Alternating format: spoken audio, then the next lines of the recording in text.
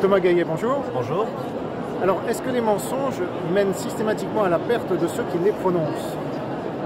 Je pense que ça dépend un petit peu de la dimension du mensonge, mais si on prend des histoires comme celle que je raconte en la romançant comme celle de Denis Carduin, ou qu'on prend des histoires comme celle de Jean-Claude Roman, même en moindre mesure de Ligonnès qui cachait les choses, en général c'est l'accumulation du mensonge qui crée la perte de ceux qui les prononcent. Après, il n'y a pas que des mauvais mensonges, j'imagine, dans la réalité. Mais... Alors comment est-ce qu'on distingue un bon mensonge d'un mauvais mensonge? Je pense que le bon mensonge doit être inoffensif et le mauvais mensonge a des impacts réels sur la vie des gens autour notamment.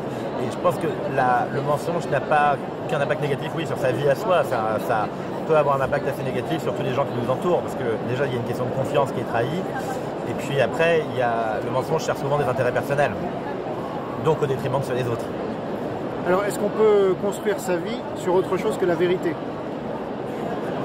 Apparemment Trump y arrive pas mal, donc non, mais honnêtement, on a le droit aussi de fabriquer sa vie, d'inventer sa vie ou de l'améliorer et de donner une image publique qui n'est pas forcément exactement la même que celle de son image réelle, mais pour autant je crois que la barrière c'est celle de la morale qu'on place, qu'on fabrique soi-même, c'est-à-dire à quel moment on commence à faire du mal aux autres ou à quel moment on franchit des lignes.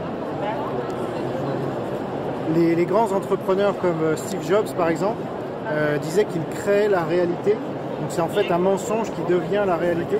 Est-ce que c'est pas ce que votre personnage a essayé de faire?